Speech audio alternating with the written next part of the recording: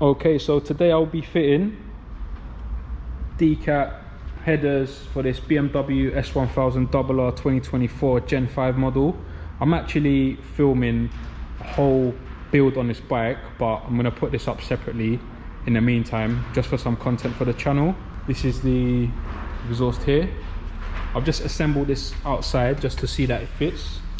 Springs are all good, just slots in really. Gonna take these collars off now. Gonna start by stripping the bike, or what's left of it anyway. But don't forget to subscribe to the channel and just keep an eye out for the videos on this bike, because it is gonna get really expensive for me. I've got loads and loads of bits to fit. But yeah, like I said, I'm filming a full build on this bike. But in the meantime, let's get cracking. Just got the fairings off, both sides. I think I'm just gonna unbolt the radiator. I think there's 2 bolts up there. I'm just about to see one. And then I think there should be enough space if I move it forward.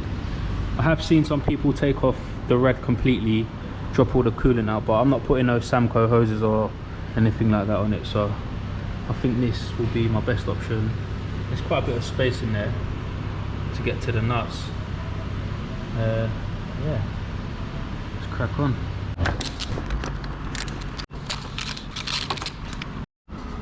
So them 2 bolts are now undone in here. Also, I don't know if you can see here, you can bend this rod and it will just slide out. There is a bit more clearance there, as you can see from up there. It's quite a bit of distance, so let's see. If I do have to take off the rad, then I'm gonna have to, but I've seen them being done without it being removed, so let's get cracking with the nuts on the exhaust.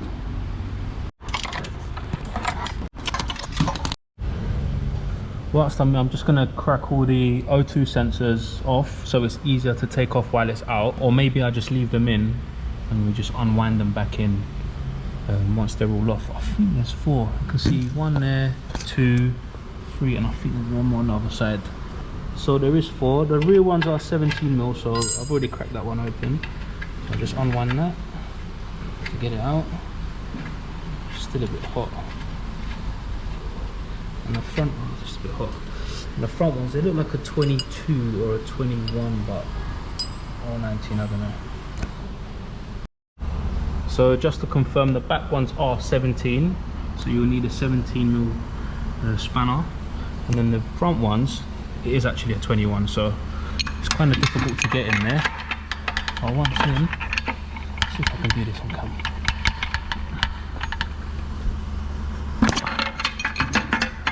I might struggle to get in there.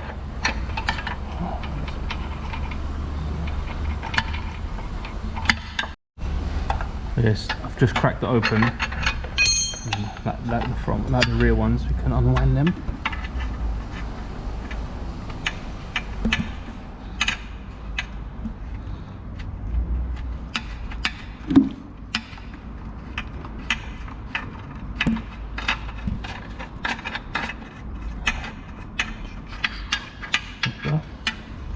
Cool.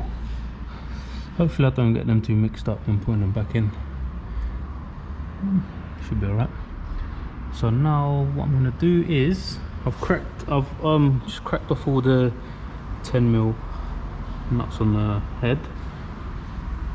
Just gonna remove the back box and see where this servo motor goes.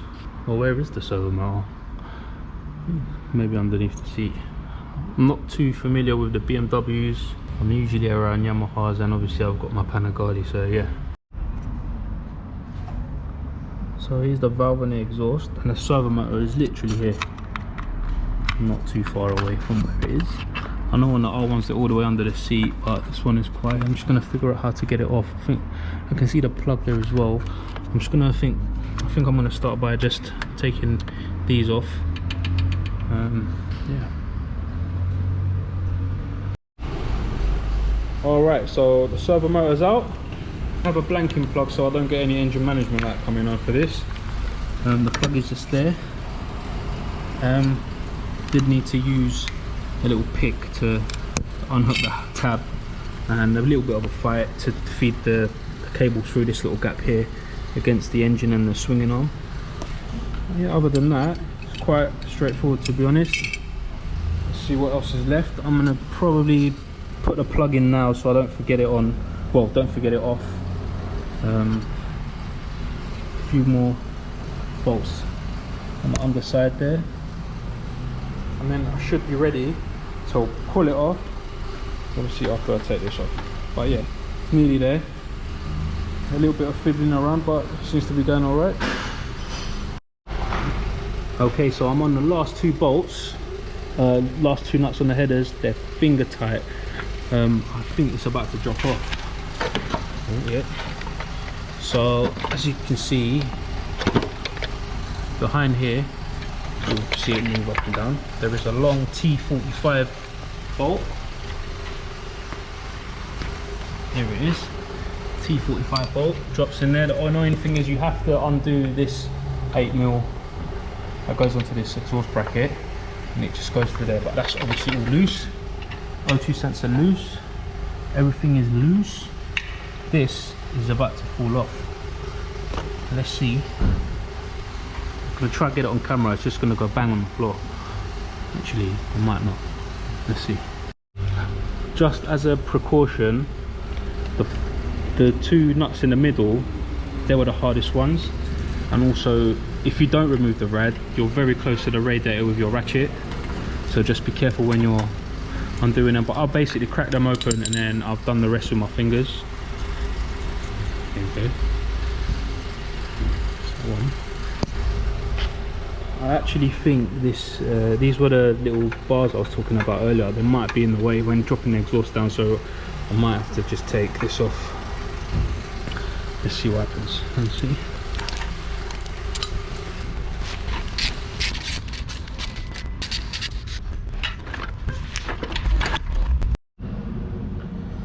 Okay, so in the end I did have to remove this bracket that sits on the block because it was getting tangled up with the stock headers. T30, I believe, or something. Yeah, T30 bolt holding it in. I should have probably just taken this off in the first place, but I didn't. And then this has dropped down, something's still holding it. Let's see what's going on. Oh no, it's down. No, it's just heavy. Oh. Look at that.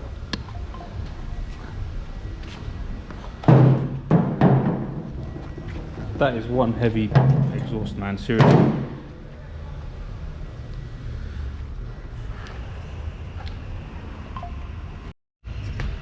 As you probably saw, I missed out that I can unbolt the oil cooler from the radiator. Just gives you a little bit more flex. So it was two of these, two T25s on either side of the oil cooler, just drop straight out. Pretty simple. It's actually not too bad of a job. So I'm just gonna get the new ones on and see how we're gonna get this on, because yeah, hopefully I didn't mix these two up. That's what I'm worried about. Yeah, let's go. Okay, so I've got them in. You know what? It was actually a lot easier than I thought. I'm a bit out of breath, man. But look. Remember these loose, or hand tight, shall I say. I've got to get the springs on them now.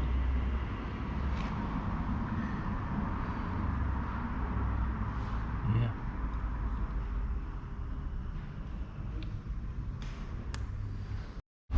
Okay, so I've managed to get some of the springs on. I think this has been the hardest bit of this job. You're definitely going to need the spring puller. Let me show you what that is. Hook it onto the back of the spring, pull it down, but it's a bit of a pain to do it, man. And these springs are so tough. I've still got the other two sides to do. I'm gonna crack on with that, and then I'm gonna tighten up the nuts on the headers, and then I'll give it a start. All right, so I'm on the last two springs, and I'm about to drop the radiator down because I've given in, man. I've given in. It's so tight in there. I don't know how people have managed to do it with it. Maybe it's just the spring puller I've got, but maybe the springs are too tough. Yeah, I'm gonna just take these hoses off, pull the radiator down, and then I should have plenty more space then. I've tried a few, I don't know, about an hour now to get these last two springs on, but I just can't do it. Cutting up all my hands. Let's drop this coolant down, take the rad off, and carry on, I guess. Okay, so I've dropped the rad down, and within 2 minutes, not even exaggerating, I managed to get these two on. I wish I'd done that from the start. So it was literally just these two hose clamps here. Just use some hose clamping tool. And the plug for the radiator fan. And I'd literally just moved out of the way just to gain some more access. So now what I'm going to do is reverse the whole process. But first I will be tightening these 10 mils all along and just torquing them up to spec. And yeah, it should be good to go. Actually, I still have to run this O2 sensor down to the back here and then plug this one back in. Comes with a little adapter. I'll show you that when I get around to doing it. Okay, so tightened all the nuts. I probably should have, sorry guys, this is my first time doing this on this bike and fitting headers like this. I've never done this before on another bike. I probably should have tightened the nuts first, then put the springs on. But yeah, they're all on, looking all nice and tidy. Gonna put the rad back on now. Okay, so depending on what system you bought, I'm not sure how they come. This is just one I found on eBay. Comes with an adapter that goes in here. Again, 22 mil like the front O2 sensor. This one's, I'm gonna tighten that, but when I'm putting these on, I'll basically wind it back, put it in, and then wind it on. Then the O2 sensor kind of like unravels itself, just to get like straighter cables. That should be good. I'm just gonna tighten this down with the 22. I'll probably just go over them afterwards anyway, but yeah. Okay, so now the exhaust has been fitted, radiator back on, filled up with coolant. I use the Silkaline Magcool engine coolant. Never had issues running it. Always been good. Springs fitted, everything's been tightened. O2 sensors has been tightened. Let me just run through everything just in case I missed anything out. Springs on, nuts on. I had to run the O2 sensor back over here. On the OEM it's at the front, but the cable's long enough to run and it's quite slack, so that's all good. Same with the rear one. For the servo motor blank, it's an Alpha Racing one. Fits straight on here. Just clips into the original servo motor. I'm gonna just clamp it down on this bracket and that should be going nowhere. I'm pretty happy with the fitment on this, even though I did buy it cheap off the internet. I was a bit skeptical, but I'm actually really happy. Maybe the only thing maybe will be the springs, but they feel strong. We'll see how it goes. I'm gonna get the back box end can on right now, and then we're gonna see how it sounds. First start up, cold start. I think it's gonna sound crazy. This, you know what? I'm too excited about this one. Like I said, I've gone all out on this bike. I've literally got the clock bracket. I bought a race one. Also, I got goodies in that bag, which has cost me a lot of money. So, like I said, if you're watching this as the exhaust fitment for the S1000RR Gen 5 2024 model, please sub, and you can see the full build on this bike. I will be releasing episodes soon. So yeah, let me get cracking, and I'm gonna give it a cold start, see how it sounds. See if I get any engine lights or whatnot. Headers on, end can on, all buckled down, all tightened, only 2 bolts. Let's get this started up and let's see how it sounds. I know it's gonna sound mad, I just know it.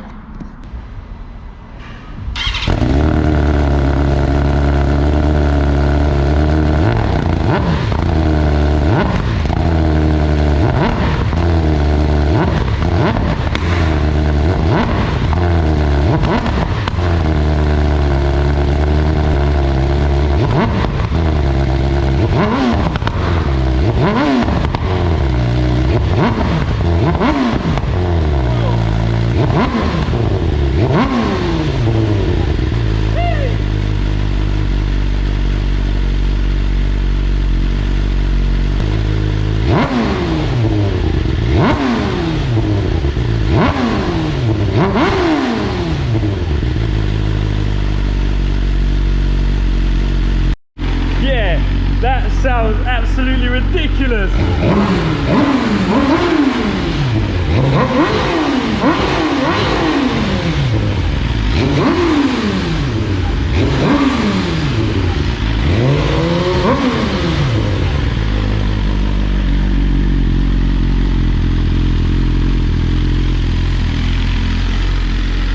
Alright guys, so that's it for this exhaust fitment for this BMW S1000RR 2024 Gen 5.